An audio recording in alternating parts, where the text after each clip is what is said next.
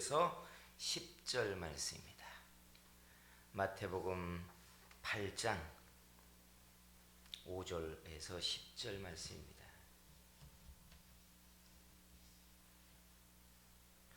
말씀을 봉독해 드립니다.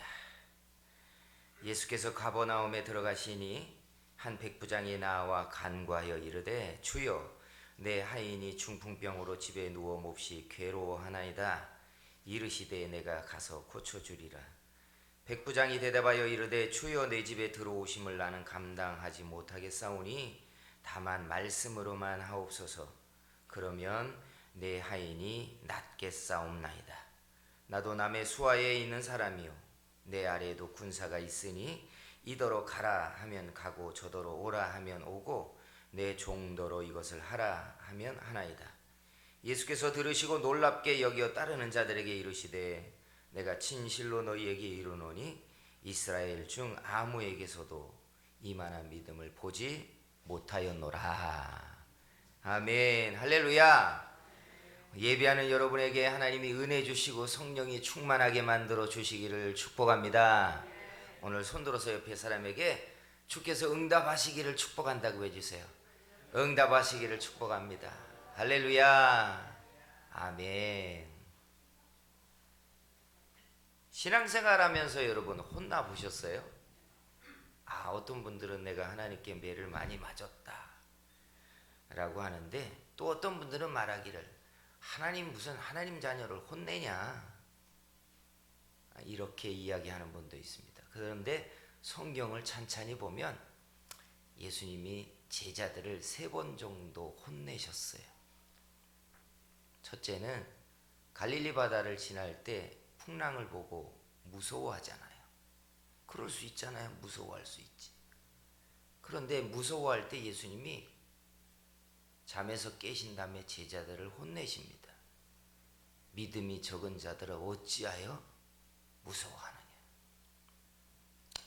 그리고 사마리아에서 예루살렘을 향해 올라갈 때 한 마을에서 예수님을 거절해요. 그랬더니 야고보와 요한이 발끈합니다. 그리고 예수님에게 와서 뭐라고 했는 줄 아세요? 주여 당장 불을 내려서 저놈들을 쓸어버리자고. 그랬더니 예수님이 그 두 제자에게 혼을 내십니다. 정신없는 소리를 한다고 혼을 내십니다. 그리고 3번째는 겟세마네 동산에서 나와 함께 깨어 기도하자 할 때 제자들이 다 자버려요. 피곤하니까. 잘 수 있잖아요. 근데 그때 예수님이 어찌 나와 함께 1시 동안도 깨어 기도할 수 없느냐. 그리고 혼내십니다. 3개의 케이스를 다 모으면 보이는 그림이 보여요. 언제 혼나는 줄 아세요? 믿음이 적어서 혼나요. 아니, 믿음이 적어서 혼난다는 거 이해되십니까? 그런데 예수님이 볼 때는 들은 말씀도 있고 체험도 있고 그만한 믿음이 돼서는 안 될 만큼 되어야 되는데도 불구하고 믿음 적은 소리를 할 때 예수님이 혼냈어요. 그러니 여러분 잘 알아야 돼요. 하나님은 좋으신 분이고 그저 긍휼이 많아서 내가 엎어지든 말든 하나님이 나에게는 사랑만 주신다고 생각하지만 받은 은혜가 있고 믿음의 증거도 있었고 그만한 믿음이어서는 안 되는 때가 됐는데도 애들 같은 소리를 하면 혼납니다. 히브리서 11장에는 뭐라고 굳이 말하냐면 믿음이 없이는 하나님을 기쁘시게 할 수 없대요. 그러니 믿음은 하나님을 기쁘게 할 수도 있지만 믿음이 적으면 혼나는 사람이 되기도 해요. 오늘 우리 하나님 앞에 죄를 어떻게 하나, 내 믿음을 보시고 염려하는 그런 사람이 아니라 하나님을 기쁘게 하는 그런 믿음이 되기를 주의 이름으로 축복합니다. 마태복음 8장에 들어오니까 믿음 좋은 사람의 이야기가 줄줄이 나왔어요. 그죠? 나병 환자의 믿음도 보통이 아니었잖아요.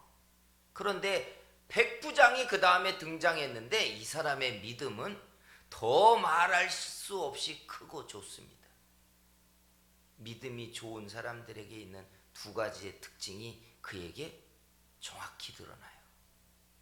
근데 여기서 좀 우리가 건너야 될 문제가 있잖아요. 그게 뭐냐? 믿음이 크다는 게 도대체 뭐냐? 고기 한 근, 두 근 저울에 올리는 것처럼 달아볼 수 없잖아요.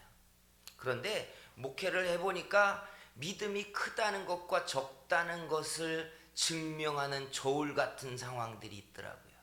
그게 뭐냐?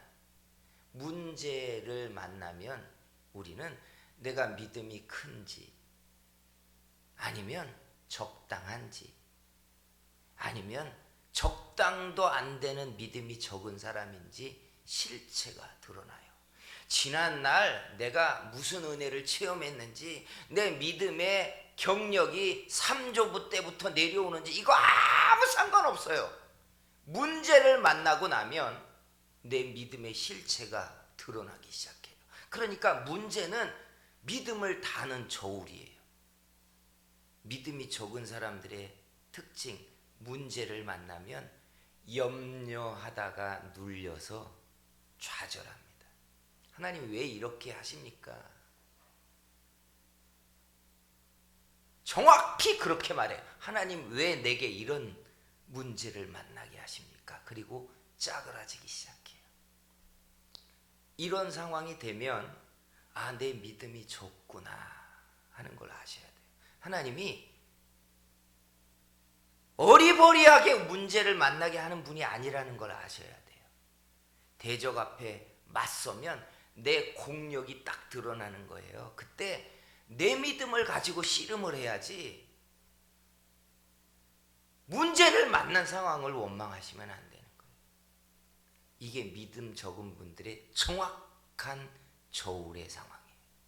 믿음이 좀 있어서 자기를 지키는 수준이 되면 어떤 줄 아십니까? 문제가 염려와 두려움은 일으켜요. 그런데 기도를 하기 시작합니다. 이러면 자기를 지키는 믿음은 돼요. 자기를 지키는 믿음. 제가 보건대 우리 교인들의 99%는 여기까지는 와 있는 것 같아요.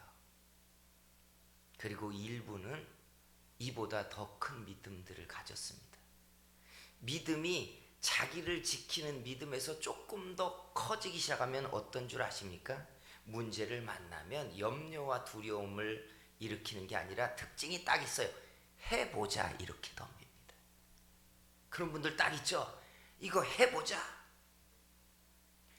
믿음이 적은 사람들은 상상하지 못하는 패턴이 나와요. 그럼 믿음 적은 사람들은 저 사람의 성질이 그런가 보다라고 여겨요. 천만에 만만의 콩떡이에요. 믿음이 큰 분들은 두려움과 염려를 갖는 게 아니라 해보자 이렇게 덤벼요. 할 수 있다. 그런 분들이 있죠. 여러분 가족들 가운데 그런 분이 있으면 참 하나님의 은총입니다. 우리 교회에 그런 분들이 더 많은 큰 믿음의 사람들이 되기를 주의 이름으로 축복합니다. 근데 믿음이 커지면 그런 정도가 아니에요. 믿음이 큰 사람들의 믿음은 이제 오지랖이 생기기 시작해요. 남의 문제의 인생에까지 왈가왈부하듯이 남의 인생도 개입하고 들어가요. 남을 고치려고 덤비기 시작한다는 말이에요. 아십니까? 믿음이 적은 분들은 내가 얻은 응답의 크기가 적기 때문에 내게 아무 일도 안 일어나기를 바래요. 아십니까? 그냥 평안하기를 바래요. 대적도 없기를 바라고 근심 걱정이 없기를 바래요. 이게 믿음 적은 사람들의 동일한 생각이에요. 예. 나는 왜 이렇게 인생이 힘드냐고 이렇게 말해요. 근데 믿음이 크잖아요. 전혀 다른 패턴으로 내 문제만 해결하고 이겨먹고 사는 게 아니라 남의 문제까지 숟가락을 얹으려고 해요. 저 사람을 내가 좀 기도해 봐야겠다. 아세요? 아, 내가 이 교회 가서 기도를 좀 해야겠다. 이게 이상한 오지랖이 아닙니다. 내게는 그 믿음이 생기거든요. 믿음이 크면. 나라가 이게 어디로 가려고 그래? 이렇게 생각하지 않아요. 믿음이 크면 내가 하나님 앞에 이거 씨름을 해야겠다. 이렇게 접근을 해요. 전혀 달라요. 오늘 백부장을 보세요. 자기 문제를 가지고 나오지 않잖아요. 성경을 찬찬히 뜯어보시면 특징이요, 대부분 90% 이상이 자기 병을 고쳐달라고, 내 문제를 해결해달라고, 내가 구원받을 수 있겠습니까? 자기 영혼의 문제를 가지고 나온 사람들이에요. 그런데 소수의 몇 사람은 자기 문제와 아무 상관없이 다른 제3자의 인생을 들고 주님께 와요. 아시죠? 수로보니게 여인이 딸을 고쳐달라고 왔는데 응답받기까지 얼마나 힘든 절차가 있었는지 아시잖아요. 자기 문제가 아니면 응답받기 어렵습니다. 간절하지 않거든요. 그만한 믿음 없거든요. 기도를 해도 막 던질 뿐이지 정말 간절해지고 애가 타고 그러지 않아요. 근데 백부장이요, 자기 하인의 중풍병을 고쳐달라고 주님께 들고 옵니다.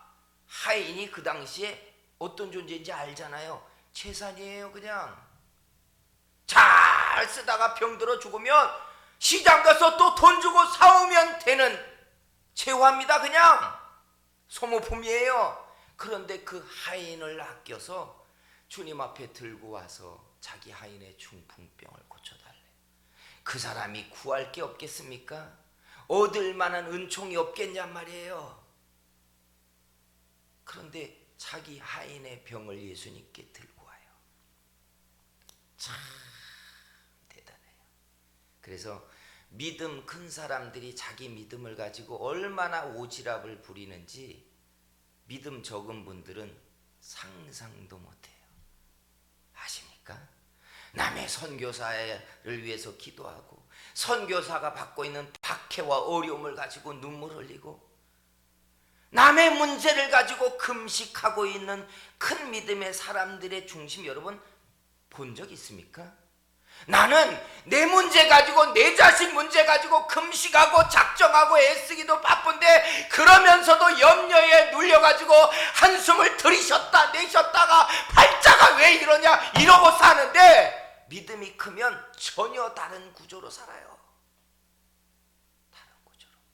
받은 응답도 크고 많기 때문에 믿음이 크면 할 수 있다고 여겨요. 그래서 여러분 믿음 큰 사람들 되기를 주의 이름으로 축복합니다. 두 번째 믿음 큰 사람의 특징이 딱 등장했어요. 성숙함이에요. 백부장은 성숙해요.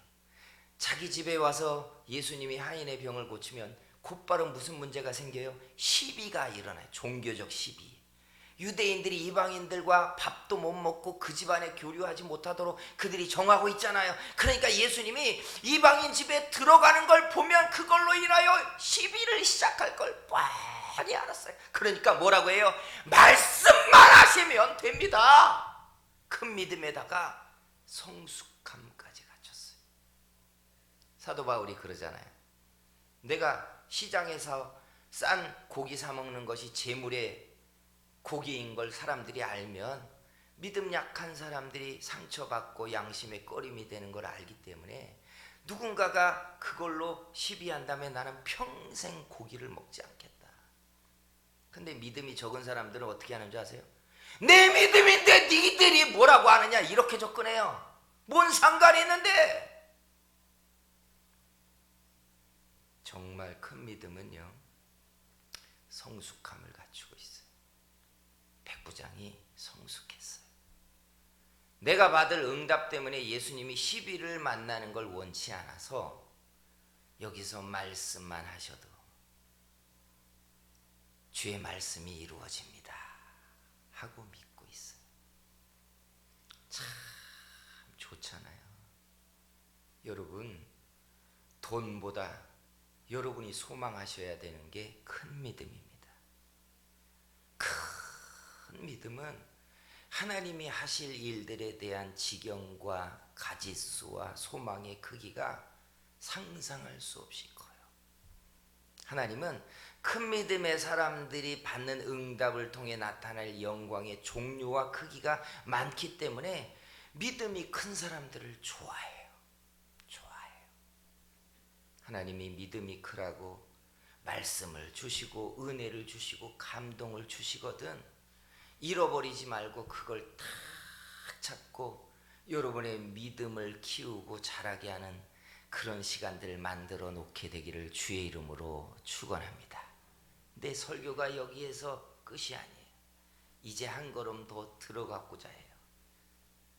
자, 정말 믿음의 큰 사람들이 어떻게 믿음이 커졌을까? 주목해 보셔야 돼요. 야고보서 5장 16절에 가면 믿음이 큰 사람들을 이렇게 기록해 놨어요. 성경이 띄어져 있나요? 이렇게 돼 있어요. 그러므로 너희 죄를 서로 고백하며 병이 낫기를 위하여 서로 기도하라. 누구요? 의인의 간구는 역사하는 힘이 큼이니라. 그리고 예로 누가 등장해요? 엘리야의 기도가 등장했어요. 역사하는 힘이 큰 믿음이라는 거잖아요. 그죠? 근데 그 사람을 딱 특정해 놨어요. 어떤 사람이라고요? 의인이라고 딱 정해놨어요. 의인. 자, 풀어볼까요? 디카이오수스라고 말하는 그 의를 덧입는 의인이 누군가요? 우리가 의를 배울 때 이게 참 한국교회가 의에 대한 이야기를 할 때 한 가지밖에 못 들어갔어요. 그게 뭐냐? 우리가 얻는 의는 예수 그리스도가 오셔서 우리를 위하여 피 흘려 죽으신 그 의를 덧입는 의다. 믿으십니까? 그래서 우리는 칭의로 구원받은 사람이에요. 내 의가 아니라 예수님이 주시는 의로 그 피 흘림을 통하여 하나님 앞에 가서 속죄함을 얻고 의롭다함을 얻어서 천국에 가는 사람들인 줄 믿습니다.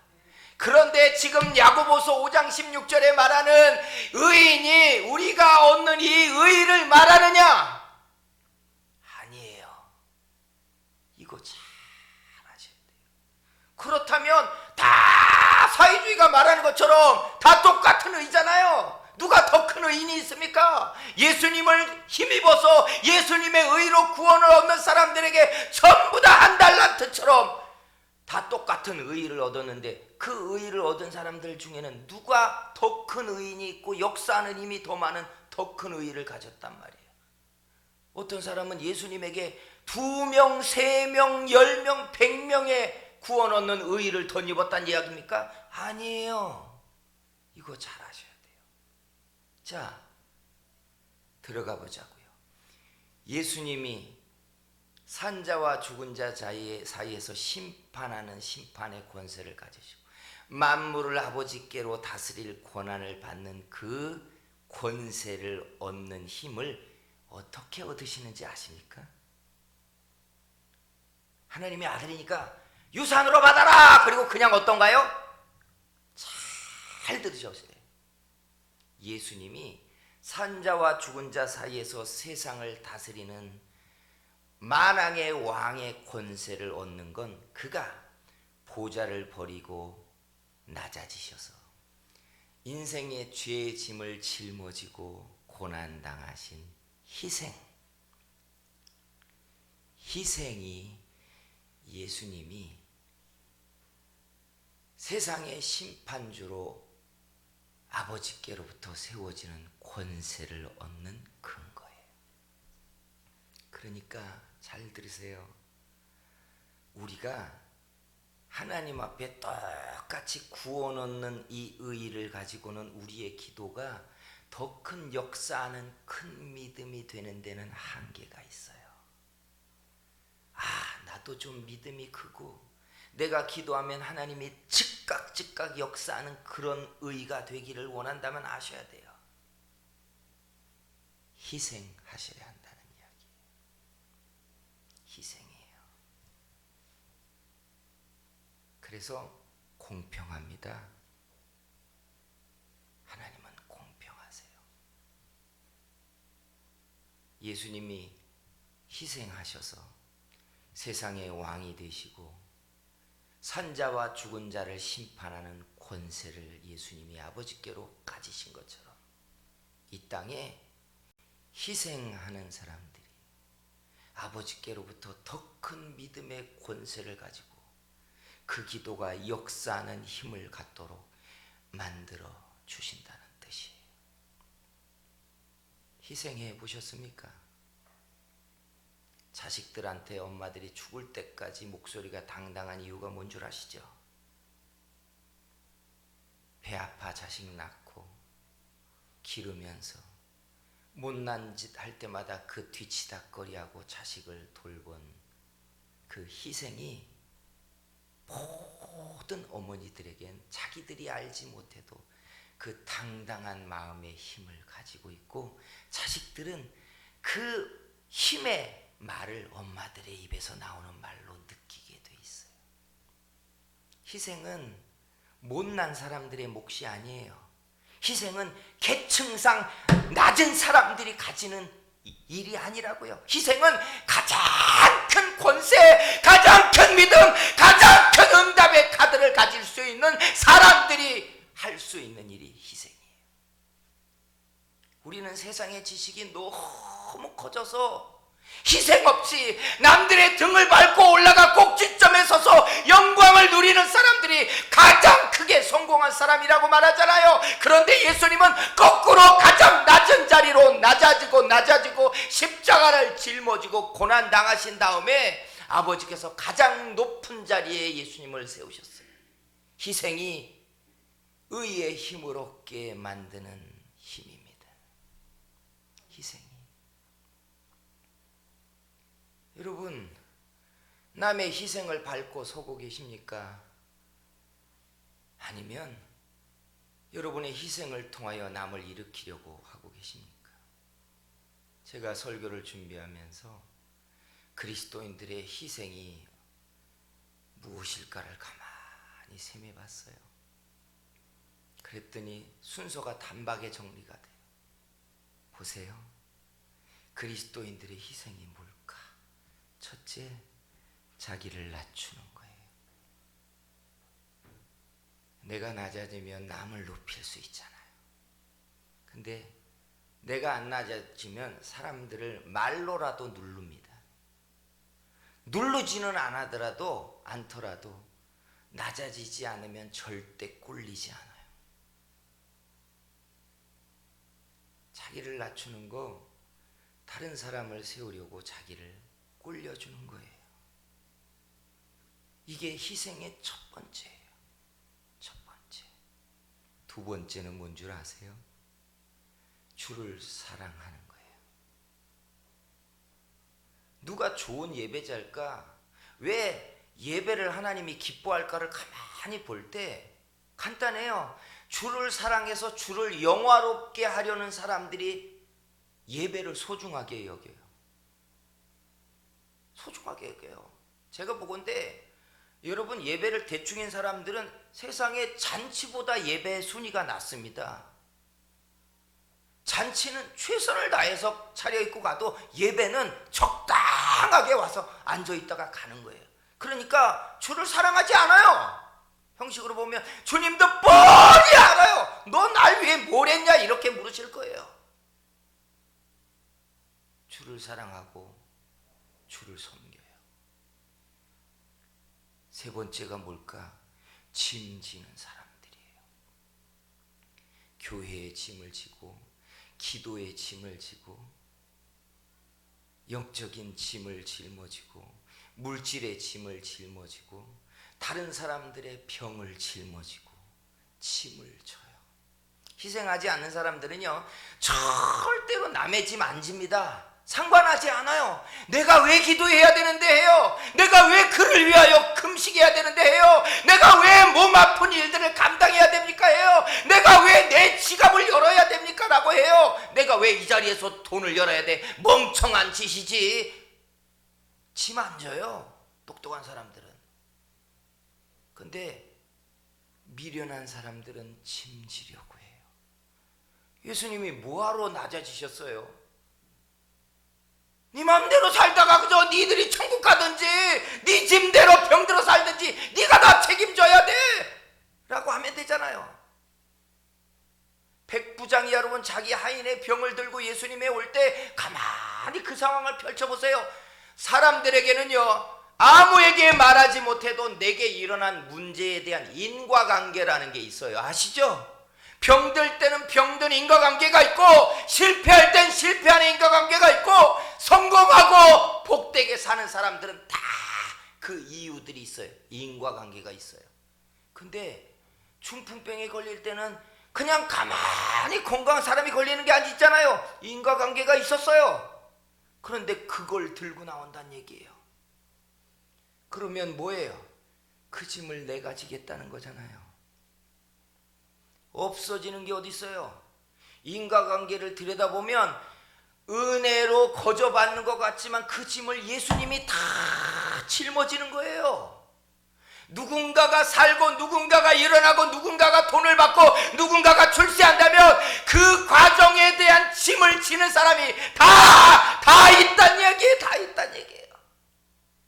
이 동네에 와 보니까 부모들이 자식 교육에 얼마나 열심인지 오후 시간 4시 5시만 되면 이 주변의 학원에 엄마들이 말이죠 좋은 차들을 끌고 와서 아이들 학원에 보내고 이 학원 끝나면 피아노 학원 보냈다가 피아노 학원 끝나면 바이올린 보냈다가 바이올린 끝나고 주말이 되면 저 건너편에 있는 수영장에 보냈다가 다 아이들 보냈다가 밖에서 기다리고 있다가 태웠다가 이 학원 갔다 저 학원 갔다 그러더라고요. 아이들은 번거롭고 팔자가 힘들다고 할지 모르지만 성장하고 나서 내가 이렇게 될 때까지 내 엄마가 그런 시간을 쏟아붓고 돈을 쓰고 고생을 하고 자기 시간을 쓰면서 나를 이렇게 길러냈다는 거 알겠냔 말이에요. 그냥 일어나지 않아요. 세상 일은. 누군가가 일어나면 누군가 낮아졌다는 뜻이에요. 누군가가 산다면 누군가는 죽었다는 뜻이고 누군가가 짐을 짊어지고 있기 때문에 내 짐이 덜어지는 거예요. 아십니까? 우리 그냥 은혜 받는 거 아니에요. 내 짐 예수님이 맞는 겁니다. 내 질병 예수님이 해결하시는 겁니다. 이게 인과관계예요. 그래서 짐지는 사람들의 의의가 커지는 줄 믿습니다. 짐져 보세요.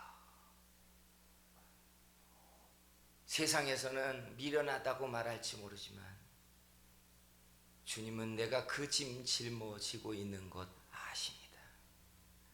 그리고 내 믿음을 주께서 일으키시고 내 기도에 응답하실 이유가 되어주시는 거예요.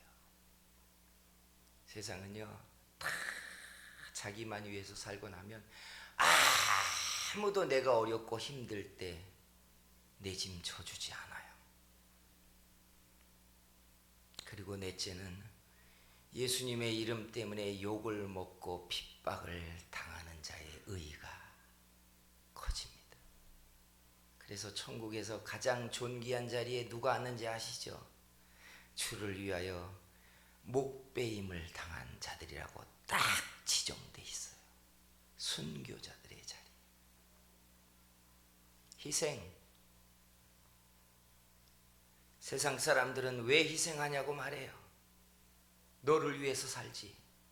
요즘 젊은 여자분들 절대로 자식 위해서 희생하지 않는다고 해요. 몇 년 전에도 이혼한 어떤 분을 보니까 하는 말이 내가 왜 자식을 짊어지고 내가 살아야 되냐고. 희생 안 해요.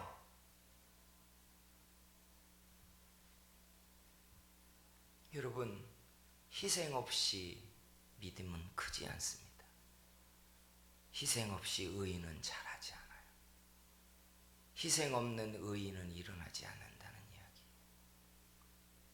오늘 저와 여러분 속에 더 큰 의의로 역사하는 기도의 힘을 갖는 이 거룩한 걸음을 우리가 좀 떼기를 원합니다.